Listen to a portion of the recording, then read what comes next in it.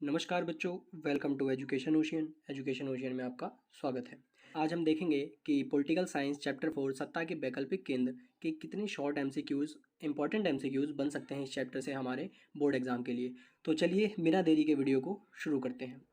सबसे पहला क्वेश्चन हमारा यहाँ पे पूछा गया है कि चीन में मुक्त द्वार की नीति कब और किसके नेतृत्व में अपनाई गई थी। तो इस क्वेश्चन में बेसिकली हमसे पूछा गया है कि चीन ने अपनी ओपन डोर पॉलिसी को कब अपने चीन के अंदर अपनाया और उस टाइम पे उनके नेता कौन थे। तो हम सभी जानते हैं बच्चों कि 1978 में चीन ने मुक्त द्वार की नीति अपनाई और उस टाइम पे उनके नेता देंग शाओपिंग थे। तो यहाँ पे दो ऑप्शन दिए हुए हैं, ए में भी 1978 है लेकिन चाओ एन लाइन दे रखा है, लेकिन सी ऑप्शन हमारा राइट हो जाएगा क्योंकि देंग शाओपिंग उस टाइम के नेता थे।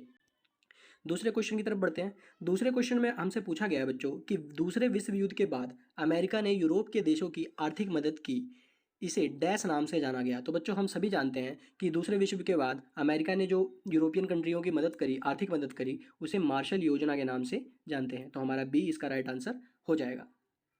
तीसरे क्वेश्चन में हमसे सॉरी बच्चों, यहाँ पे मिसप्रिंट हो गया कि तीसरा क्वेश्चन यहाँ से डिलीट हो गया, तो यहाँ पे डायरेक्ट चौथा क्वेश्चन हो गया। कोई बात नहीं, हम चौथे से शुरू करते हैं। चौथे क्वेश्चन में हमसे पूछा गया बच्चों कि निम्न में से किस संगठन के पास अपना झंडा, गान, स्थापना दिवस और मुद्रा है। तो बेसिकली बच्चों यहाँ पे गान मिसप्रिंट टाइप हो गया, यहाँ पे राष्ट्रीय गान है पूरा, ठीक है। तो निम्न में से पूरा क्वेश्चन ये है कि निम्न में से किस संगठन के पास अपना झंडा, राष्ट्रीय गान, स्थापना दिवस और मुद्रा है। तो हम सभी जानते हैं बच्चों कि यूरोपीय संघ एक ऐसा क्षेत्रीय संगठन है जिसके पास अपना झंडा, राष्ट्रीय गान और स्थापना दिवस सभी है। तो बी हमारा राइट आंसर हो जाएगा। पांचवें क्वेश्चन में हमसे पूछा गया है कि यूरोपीय संघ की स्थापना कब हुई। तो बच्चों हम सभी जानते हैं कि यूरोपीय संघ की स्थापना 1992 में हुई। देखो बच्चों यहाँ पे एनसीईआरटी हमें 1992 का डाटा देता है, वहीं पे आप जब गूगल करेंगे तो 1993 मिलेगा। तो बच्चों हम एनसीईआरटी के अकॉर्डिंग चलते हैं और हम अपने सी ऑप्शन को राइट मारते हैं। छठे क्वेश्चन में हमसे पूछा गया है कि मोनेस्ट्री संधि और यूरो मुद्रा को मानने से किसने इनकार कर दिया था। तो ऑप्शन हमें दिया हुआ है डेनमार्क और स्वीडन, और ये दोनों ही कंट्री ऐसी कंट्री है जिन्होंने मोनेस्ट्री संधि को मानने से और यूरो मुद्रा को एक्सेप्ट करने से इनकार कर दिया था। तो हमारा इसका आंसर सी ऑप्शन राइट हो जाएगा, ए और बी दोनों। सातवें क्वेश्चन में हमसे पूछा गया है कि आसियान की स्थापना कब हुई। तो बच्चों हम जैसा कि हम जानते हैं कि इस चैप्टर के अंदर सत्ता के वैकल्पिक केंद्र के अंदर हमें कई सारी क्षेत्रीय संगठनों के बारे में पढ़ना है। तो आप सभी जानते हैं कि यहाँ पे हमें आसियान पढ़ाया जाता है, ब्रिक्स पढ़ाया जाता है, शार्क के बारे में पढ़ाया जाता है और यूरोपीय संघ के बारे में पढ़ाया जाता है, यूरोपियन यूनियन के बारे में पढ़ाया जाता है। और तो इन क्षेत्रीय संगठन में से ही ये क्वेश्चन है जिसके अंदर हमसे पूछा गया है कि आसियान की स्थापना कब हुई। तो आसियान की स्थापना बच्चों 1967 में हुई थी। तो हमारा ए ऑप्शन इसका राइट आंसर हो जाएगा। आठवें क्वेश्चन में हमसे पूछा गया है कि आसियान की स्थापना डैश घोषणा पत्र पर हस्ताक्षर करके हुई थी। तो बच्चों अभी हमने ऊपर पढ़ा कि आसियान की स्थापना 1967 में हुई और जितने भी देश इसके अंदर सम्मिलित होते हैं उन सभी को एक घोषणा पत्र पर हस्ताक्षर करना होता है जिसे बैंकॉक घोषणा पत्र कहा जाता है। तो हमारा बी इसका राइट आंसर हो जाएगा। नौवें क्वेश्चन में हमसे पूछा गया है कि आसियान की स्थापना के समय इसमें कितने देश शामिल थे, यानी कितने सदस्य देश इसकी स्थापना के टाइम शामिल थे। तो 5 बच्चों सदस्य देश इसके अंदर स्थापना के टाइम शामिल थे और टोटल सदस्यों की संख्या 10 है। तो 10 में से 5 स्थापना के टाइम थे और बाद में 5 प्लस जुड़ गए थे। तो बच्चों मैं यहाँ पे नाम भी बता देता हूँ आपको कि स्थापना के time Indonesia, Malaysia, Philippines, Singapore और थाईलैंड, ये 5 कंट्रियां ऐसी कंट्रियां हैं जो वहाँ पे आसियान की स्थापना के समय शामिल थी। और 5 कंट्रियां जो बाद में जुड़ी है वो है वियतनाम, लाओस, म्यांमार, कंबोडिया और ब्रुनेई। तो बच्चों अगर आप इनको नोट करके रखना चाहते हैं तो नोट करके रख सकते हैं। तो हमारा इस 9वें का बी आंसर राइट हो जाएगा। 10वें क्वेश्चन में हमसे पूछा गया है कि यूरोपीय संघ ने कब एक साझा संविधान बनाने की कोशिश की जिसमें वह नाकामयाब रहा। तो बच्चों हम सभी जानते हैं कि यूरोपीय संघ ने अपना एक संयुक्त राष्ट्र की तरह खुद को बनाने की कोशिश करी थी और जिसने अपना राष्ट्रीय गान, अपना राष्ट्रीय दिवस, स्थापना दिवस वगैरह सब कुछ बनाया था और इन्होंने अपनी एक बार संविधान बनाने की भी कोशिश करी थी और संविधान कब 2003 में बनाने की कोशिश करी थी, पर वो संविधान इनका असफल रहा था। तो 10वें क्वेश्चन का हमारा बी आंसर राइट हो जाएगा।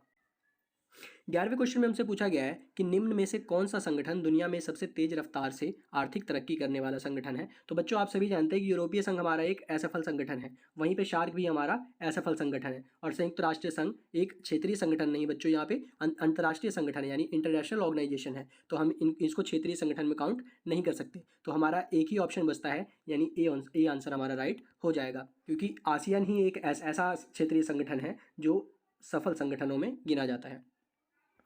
12वें क्वेश्चन में हमसे पूछा गया है कि आसियान क्षेत्रीय मंच की स्थापना कब हुई। तो बच्चों यहाँ पे दो क्वेश्चन बोर्ड में बिल्कुल सेम बनते हैं और इन दोनों में आपको बिल्कुल भी कंफ्यूज नहीं होना है। जैसा कि हमने ऊपर पढ़ा कि आसियान की स्थापना कब हुई, तो बच्चों आसियान की स्थापना 1967 में की गई थी। लेकिन आपसे पूछा जाए बच्चों कि आसियान क्षेत्रीय मंच की स्थापना कब हुई थी, तो बच्चों आपको 1994 पे टिक लगाना है, क्योंकि आसियान क्षेत्रीय मंच और आसियान की स्थापना दोनों ही डेट अलग अलग है। तो यहाँ पे हमारा बी ऑप्शन इसका राइट आंसर हो जाएगा।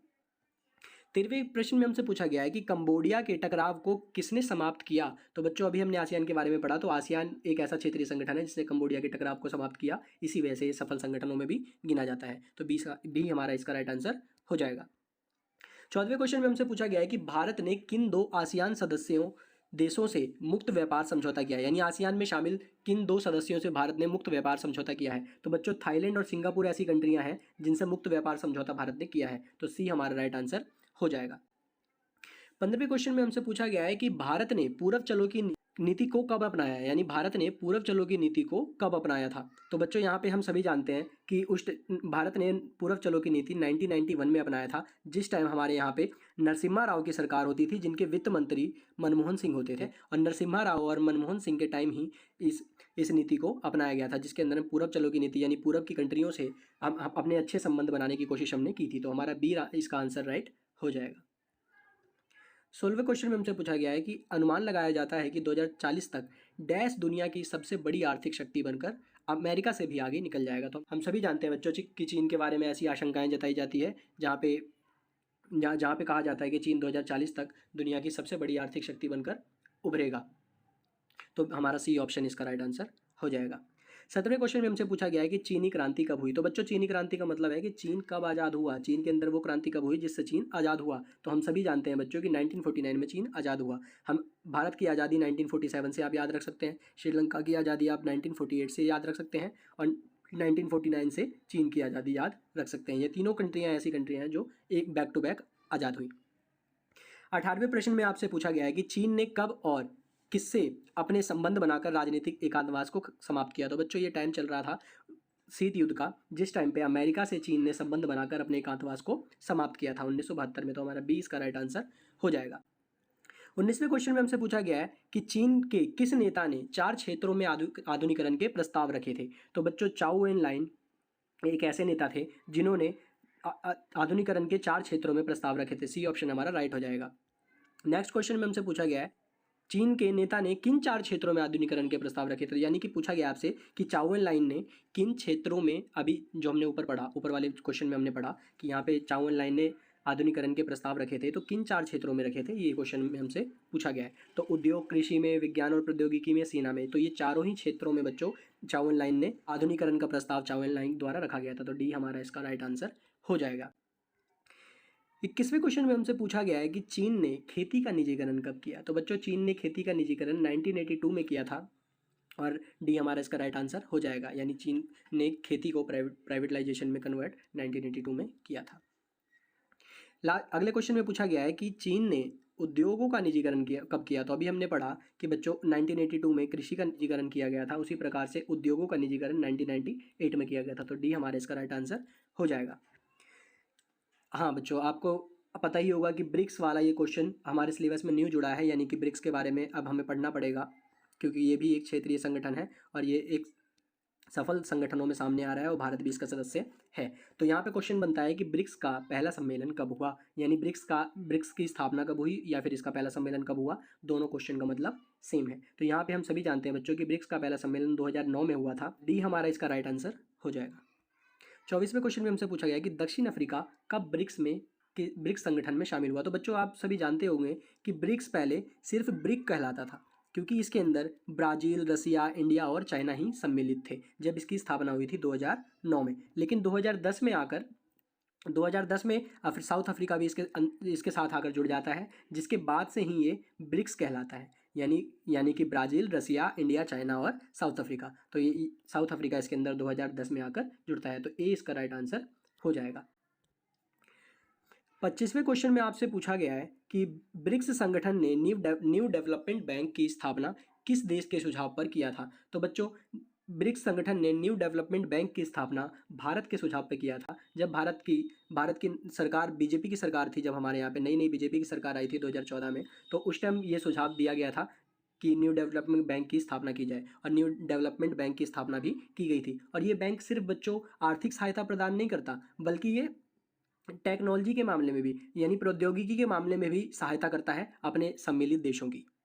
बच्चों, मैंने अभी आपको बताया कि ब्रिक्स संगठन की स्थापना 2009 में हुई। तो जल्दी से मुझे कमेंट करके जवाब दें कि उस टाइम पे भारत का और पीएम कौन था, और ये ब्रिक्स के ये जो पहली बैठक है ये कहाँ पर हुई थी। इन 2 क्वेश्चंस का जवाब मुझे कमेंट सेक्शन में ज़रूर दें कि उस टाइम पे हमारे भारत के पीएम कौन थे जिन्होंने इस बैठक में भाग लिया, और ये बैठक कहाँ हुई थी। मिलते हैं अगली वीडियो के साथ। धन्यवाद।